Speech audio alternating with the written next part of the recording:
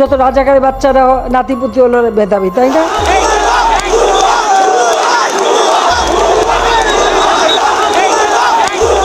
ছাত্র জনতার গণ অভ্যুত্থানে পালিয়ে আশ্রয় নেওয়া শেখ হাসিনাকে ভারত কি বাংলাদেশে ফেরত পাঠাবে, নাকি সেখানেই স্থায়ীভাবে থাকার সুযোগ দেবে? এই প্রশ্ন এখন ঘুরপাক খাচ্ছে সর্বত্র। ভারত বাংলাদেশের বন্ধুত্ব দীর্ঘজীবী হোক। বিষয়টি নিয়ে ভারতীয় বিশ্লেষক ও সরকারি কর্মকর্তাদের সঙ্গে কথা বলেছে বিবিসি। তাদের ভাষ্যমতে দীর্ঘদিনের মিত্র শেখ হাসিনাকে নিয়ে ভারতের সামনে এখন তিনটি পথ খোলা।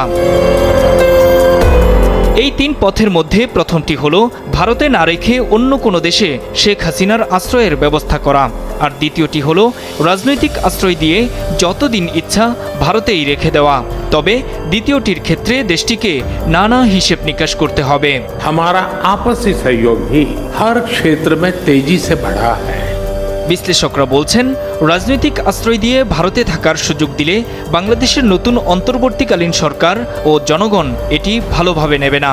কারণ এই অভ্যুত্থান কেবল শেখ হাসিনার বিরুদ্ধেই ছিল না, অনেক ক্ষেত্রে ভারতের বিরুদ্ধেও ছিল। আলাপ আলোচনার মধ্যে সমাধান করা যায়, সেটার দৃষ্টান্ত আমরা দেখিয়েছি। তৃতীয় যে পথটি খোলা, সেটি এখনই বাস্তবায়ন সম্ভব নয়। যদিও ভারতীয় কর্মকর্তা ও পর্যবেক্ষকদের কেউ কেউ বিশ্বাস করেন, কিছুদিন পর উপযুক্ত পরিবেশ এলে বাংলাদেশে শেখ হাসিনার রাজনৈতিক প্রত্যাবর্তনের জন্য ভারত চেষ্টা করতে পারে। হৃদয়ে ওনার দিলে আছে প্যারে পাকিস্তান, উনি বাংলাদেশের স্বাধীনতায় বিশ্বাস করেন না।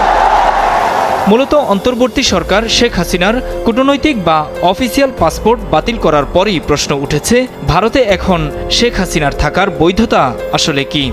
प्रधानमंत्री शेख हसीना जी और मैंने और अंतर्राष्ट्रीय मुद्दों पर व्यापक चर्चा की। এমন বাস্তবতায় দেশটির পর্যবেক্ষকরা মনে করেন, ভারত বাংলাদেশ প্রত্যর্পণ চুক্তির আওতায় শেখ হাসিনাকে ফিরিয়ে দিতে ঢাকা যদি দিল্লির কাছে অনুরোধ করে, তাহলে সেই অনুরোধ নাও রাখতে পারে ভারত। তাদের মতে শেখ হাসিনাকে বিচারের জন্য বাংলাদেশের হাতে তুলে দেওয়া ভারতের জন্য কোনো বাস্তবসম্মত অপশন নয়। অবশ্য ভারতের পররাষ্ট্রমন্ত্রী এস জয়শঙ্কর গত 6 আগস্ট জানিয়েছিলেন, শেখ হাসিনার এবারের ভারতে প্রবেশ সাময়িক। কিন্তু এরপর আর ভারত সরকার শেখ হাসিনার বিষয়ে কিছুই জানায়নি, কঠোর গোপনীয়তা ও নিরাপত্তায় রেখেছে তাকে। সঙ্গে রয়েছেন তার বোন Sheikh Rehana. Very short notice, she requested approval to come for the moment to India. ঢাকায় ভারতের সাবেক হাইকমিশনার রিভা গাঙ্গুলি দাস গণমাধ্যমকে বলেছেন, বাংলাদেশ সরকার শেখ হাসিনার পাসপোর্ট বাতিল করলেও ভারত সরকারের ইস্যু করা ট্রাভেল ডকুমেন্ট বা পারমিট দিয়েই তিনি অনায়াসেই তৃতীয় কোনো দেশে যেতে পারবেন।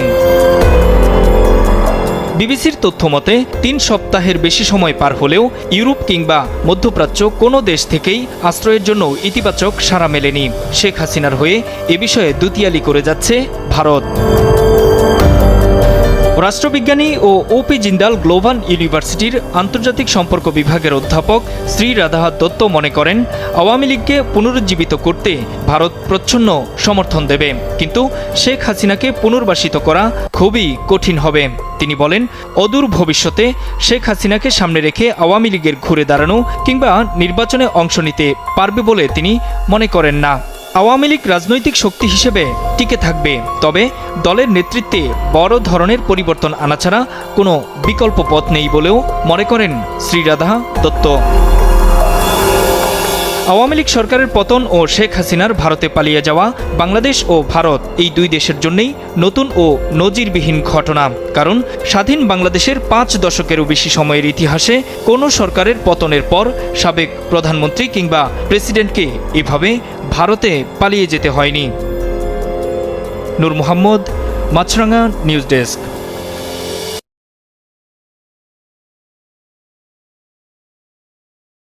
আচ্ছা, শেখ হাসিনা তো থাকার অনেক জায়গা, তাই না? বাংলাদেশে তো তার অনেক জায়গা থাকার, বাংলাদেশে পাঠিয়ে দেখ না, বাংলাদেশের মানুষ তাকে গ্রহণ করার জন্য প্রস্তুত আছি। কারণ একটাই, তিনি যে আমাদের স্টুডেন্ট ভাইদের সাথে, সাধারণ মানুষদের সাথে রক্তের খেলা খেলেছে, তার আমরা বিচার করতে চাই, তাই কি না? অবশ্যই আমি কমেন্ট দেখলাম আপনারা তাই বলছে, তাকে বাংলাদেশেই পাঠানো হোক, এটাই আমরা চাই।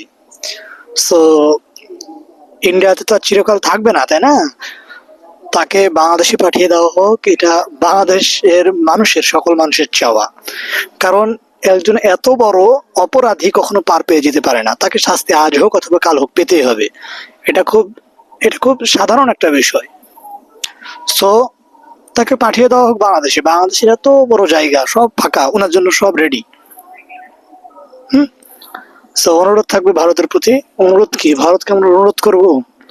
যাই হোক, অনুরোধ করলাম যেন আমাদের দেশে পাঠিয়ে দেওয়া হয়। আমাদের মানুষকে আমাদের দেশে দিয়ে দেন, আমরা যা করি আর তা করি, এটা আমাদের ব্যাপার, তাই না? আচ্ছা, যাই হোক, সত্যিকার অর্থে তিনি যেগুলো করেছেন সেটা অন্যায়, চরম লেভেলের অন্যায়, যার কারণে সে পালাতে বাধ্য হয়েছে। স্বৈরাচার পালাতে বাধ্য হয়েছে দেশ থেকে। যাই হোক, আল্লাহ আমাদেরকে দেখিয়েছেন এই বিজয়টা, এটাই আলহামদুলিল্লাহ। আমরা যেটা ভাবতে পারিনি কোনোদিন যে এমন একটা বিজয় আমরা পেতে পারি, যাই হোক আমরা পেয়েছি। সো ইয়েস, এ পর্যন্তই। আপনার যদি ভিডিওটা ভালো লাগে অবশ্যই লাইক, কমেন্ট এবং সাবস্ক্রাইব করবেন। Thank you so much for watching this video. See you again in the next video. আসসালামু আলাইকুম।